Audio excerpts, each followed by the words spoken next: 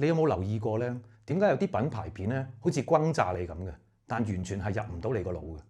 而有啲片一出現，佢就已經改變咗你嘅觀感，改變咗你嘅選擇。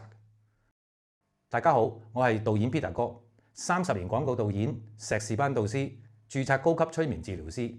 全部嘅 VHBM 內容都可以喺 Linktree 揾到嘅。最近咧有一個軍事概念咧，好值得營銷嘅人學習嘅，就係碉堡炸彈嘅新戰略原理。佢唔係靠爆得大聲，好似核彈咁樣，而係靠避開晒所有嘅防衛，深入地底，然後對一個最高目標嘅目的地造成最大嘅影響力。大部分嘅影片咧做錯一樣嘢，就係只係喺表層轟炸觀眾嘅理性，用資訊、用優惠、功能去硬推。但人作出選擇咧，其實主要唔係靠理性嘅，而係靠潛意識。而潛意識咧，只會對情景、情緒、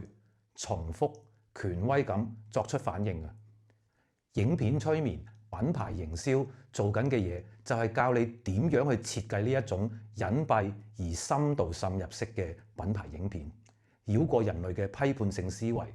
及顯意識嘅防衛性，形成內在嘅認同，而唔係表面熱鬧但係無效嘅宣傳片。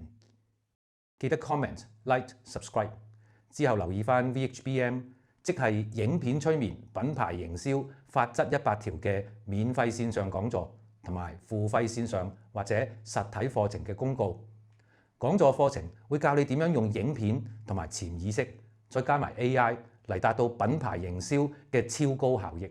如果有乜嘢影片、品牌營銷嘅問題，都歡迎留言提問，我會盡量回覆嘅。如果公司需要個案顧問服務，都可以揾我。